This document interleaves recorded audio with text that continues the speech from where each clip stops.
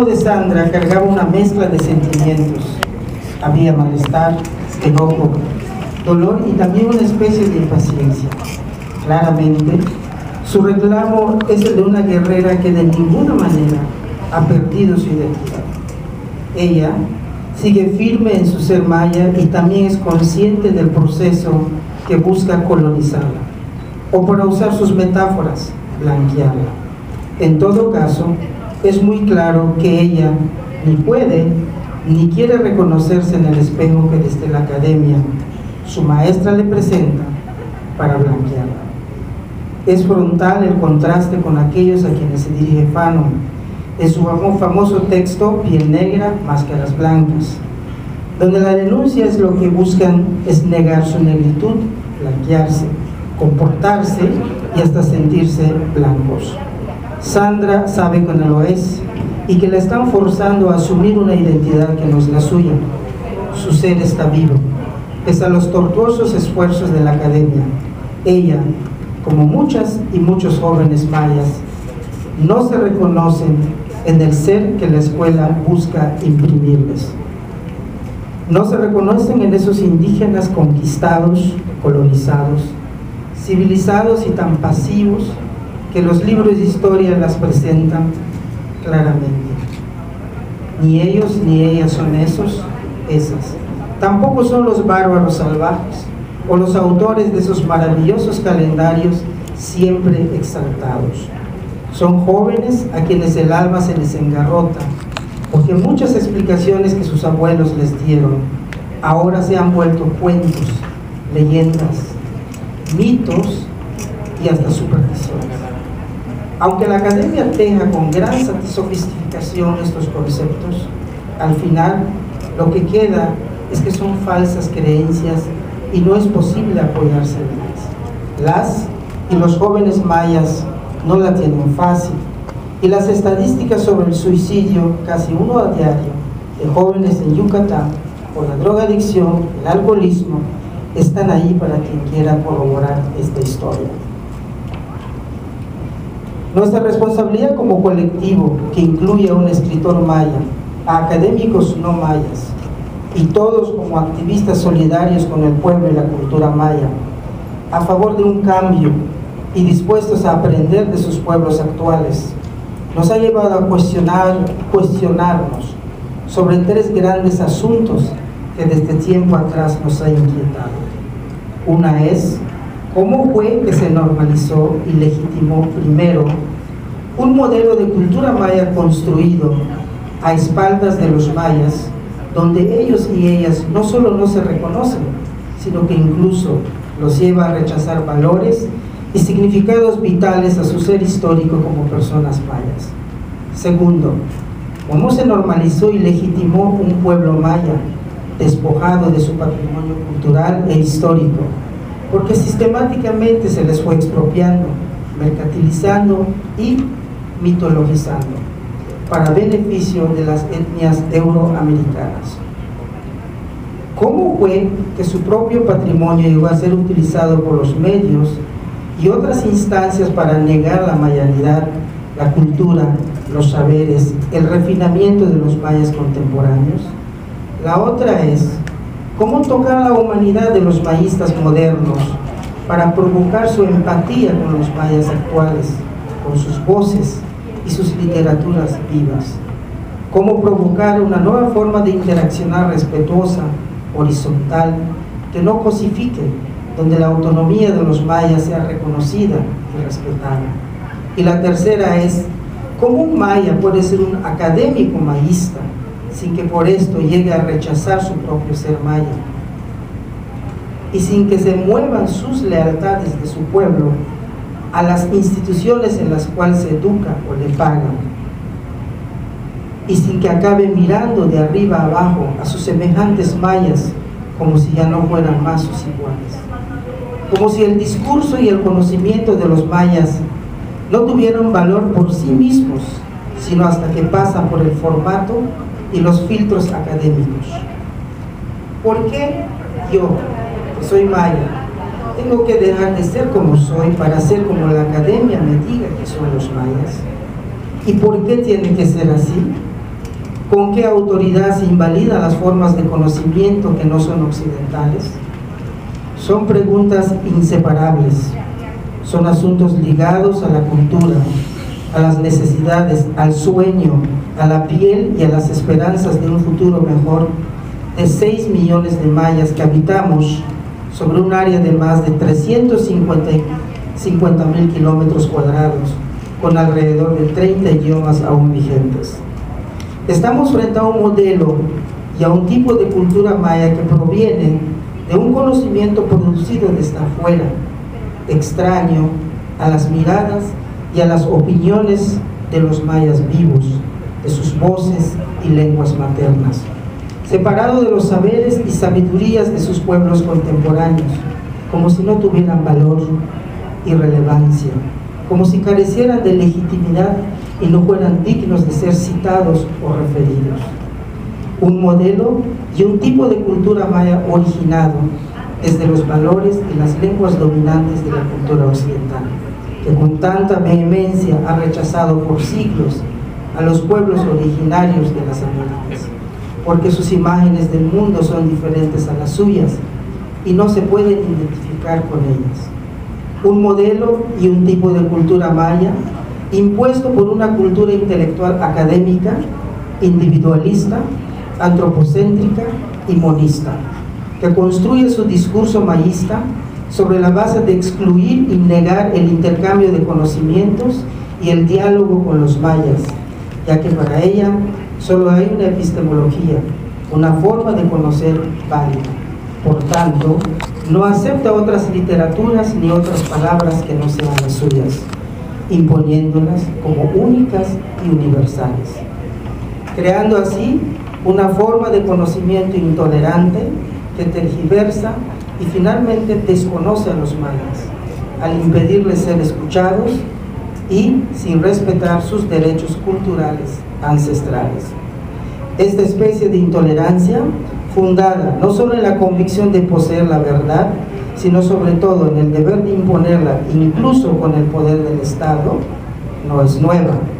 Ya nuestros abuelos desde la historia colonial española la resistieron de los piadosos misioneros humanistas y monoteístas.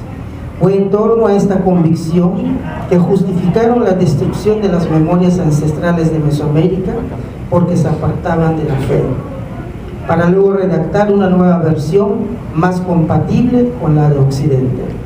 Una nueva versión que legitimó las invasiones llamándolas conquistas, dos conceptos en oposición que se fundieron para formar otro donde se aceptó la violencia, el despojo y las crueldades como parte del costo del triunfo de la civilización sobre la barbarie, como parte de la llamada conquista espiritual. Un grosero eufemismo que busca llevar al olvido lo tremendamente doloroso de ese proceso. Sin embargo, en la historia oficial que los niños tienen que aprender, la violencia queda justificada y no se dice abiertamente que está plagada de eufemismos y muchas otras formas de negación. Se sigue disimulando el racismo mientras se continúa despreciando los conocimientos, la teología, la religiosidad, la filosofía como mitos para que el colonialismo siga habitando las conciencias. Con las antiguas invasiones, los misioneros buscaron instalarse en el lugar histórico de los sabios mayas. Con su exterminio, su exclusión intelectual o conversión, se les redujo desde ese entonces a la categoría de no existentes. Una no existencia que se completaría educando a los primogénitos en la cultura, la mentalidad y la lengua hispana. Según aquella ideología humanista religiosa, únicamente el paso de los no instruidos en la fe por los cauces del humanismo europeo permitiría elevar su categoría humana y cultural en la historia universal. Pese al paso y el peso de los siglos, la comunidad académica mayista permanece convencida de la legitimidad de su postura intelectual, aunque ya se haya despojado de su ropaje religioso y se haya instaurado el Estado laico. Esta comunidad se ha convertido ya por la tradición, ya de manera consciente, en una nueva autoridad laica religiosa, que relega los conocimientos creados por los mayas a la periferia de la hegemonía occidental, reemplazándolos por los suyos e imponiéndoles simultáneamente sus propias interpretaciones. Nada les impide manejar los símbolos históricos de la memoria colectiva maya como su propiedad intelectual, llegando incluso a señalar que gracias a ellos los mayas descubrieron que son mayas, anticipando más predominio y más privilegios para ellos y menos posibilidades de florecimiento para los mayas actuales. ¿Cómo tocar la humanidad glacial de estos académicos para provocar su empatía cuando los máximos valores poéticos, estéticos, filosóficos, espirituales y religiosos de nuestro universo maya, los que nos despiertan emociones, nos avivan recuerdos y sentimientos de amor en nuestras narrativas, son presentadas como mitos o simples cuentos y leyendas? Es innegable que el concepto de mito avisa que las historias y los conocimientos que nuestras abuelas, abuelos refirieron a nuestras madres, padres, y ellas, ellos a nosotras, nosotros, son finalmente fantasiosas fantasías. Insinúa también que los pueblos originarios no pueden hablar con verdad y autoridad sobre su historia y su cultura. No pueden validar su propio lugar en la historia. No son los mejores calificados para revelar sus símbolos culturales al mundo. Son un sinónimo de mitómanos. De esta manera, los graves problemas de suicidio, drogadicción, alcoholismo que aquejan a los jóvenes mayas en las comunidades están íntimamente relacionadas con esta construcción académica reduccionista, con esta visión que invalida el ser maya contemporáneo. Las y los jóvenes ya no tienen dónde poner sus esperanzas. Estas circunstancias no son casuales, obedecen a la entramada lógica de servir a los intereses del colonialismo.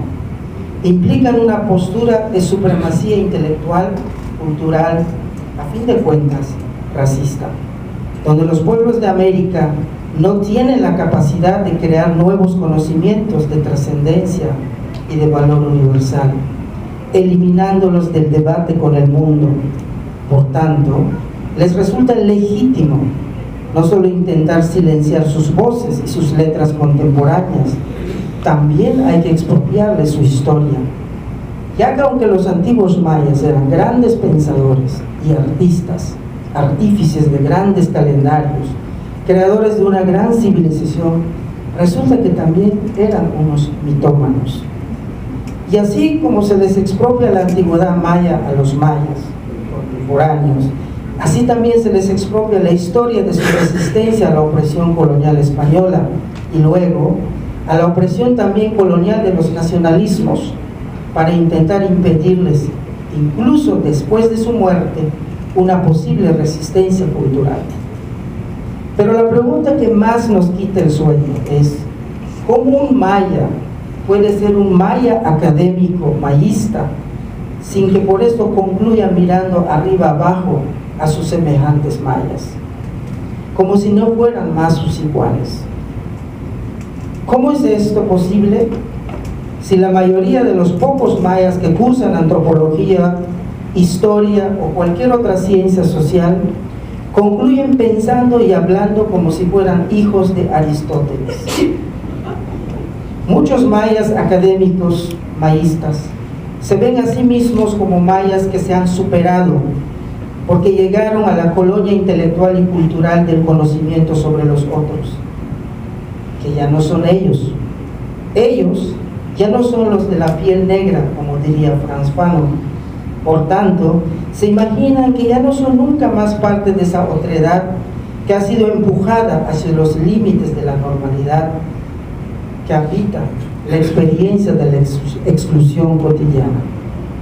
Ellos, ellas, quieren creer que ya no estará más a merced de la cosificación tradicional que han sufrido y que aún hiere a sus hermanos y hermanas mayas. Tal vez empezaron situándose en el dominio de los imaginarios de Occidente pensando en impugnarla desde adentro, pero se dejaron seducir por sus espejos y sus privilegios. Luego, únicamente razonan, disertan, escriben y dan cátedras para formar a las nuevas generaciones con el castellano o el inglés como lenguas de prestigio y nunca en sus lenguas maternas. Quizá creyeron que si se ocultaban en la fisionomía de la academia o se alineaban a su postura intelectual y académica, empleando su lenguaje, su especializado y sus métodos, merecerían ser aceptados y reconocidos.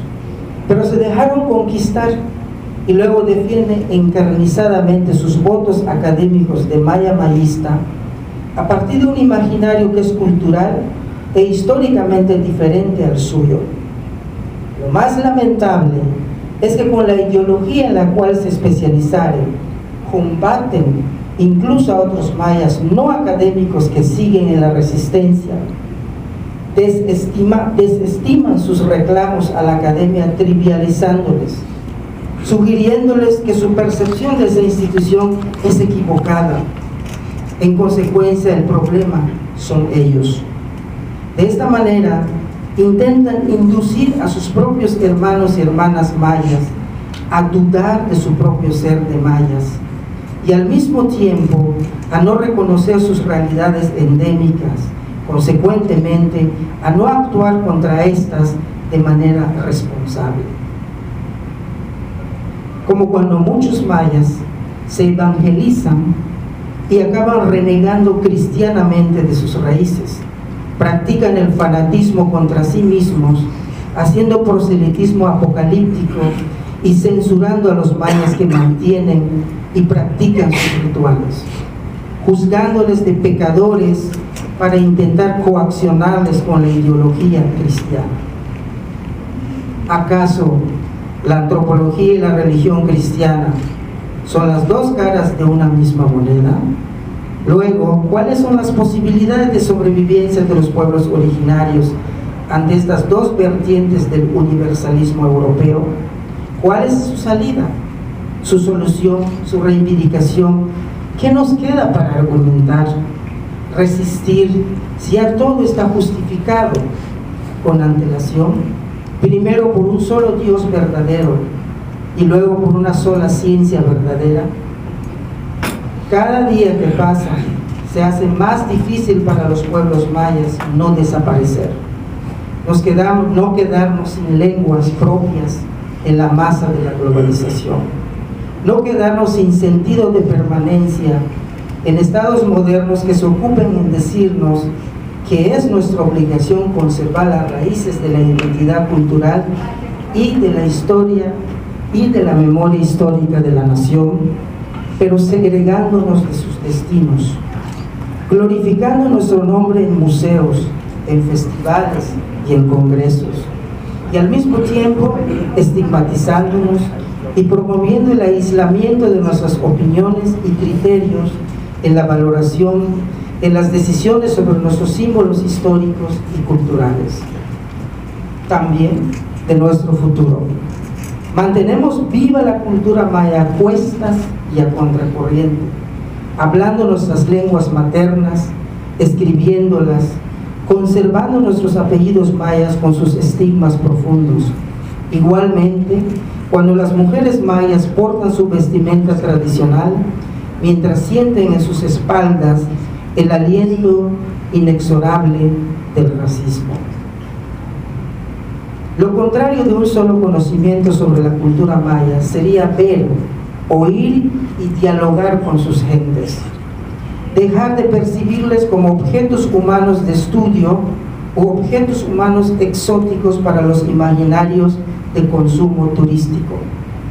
Es imperativo crear nuevas formas de construir el conocimiento de nuestra historia, de nuestra sociedad y de la naturaleza, en un diálogo donde los conocimientos y las formas de conocer de los pueblos originarios sean reconocidos y respetados en condiciones de equidad con los saberes occidentales.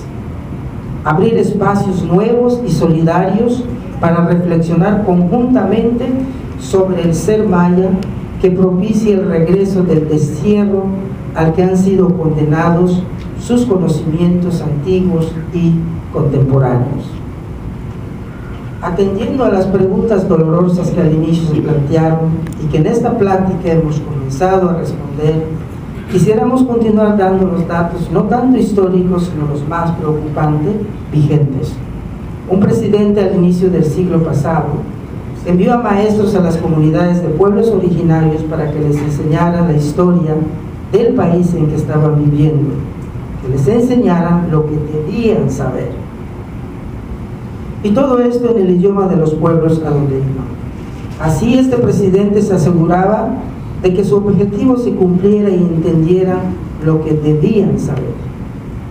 El otro dato, ya ni tan histórico, pero dolorosamente vigente, fue el que mencionó Javier López Sánchez, director del Instituto Nacional de Lenguas Indígenas, INALI, al decir que en nuestras escuelas de pueblos originarios, más del 60% de los maestros no hablan la lengua de sus estudiantes y el 40% restante, la habla, pero no necesariamente comprende la filosofía que rodea su lengua. Esto sucede en el 2016, casi 100 años después del primer dato que les compartimos. Entonces, volviendo a los cuestionamientos iniciales, ¿cómo fue que se normalizó y legitimó un pueblo maya despojado de su patrimonio cultural histórico?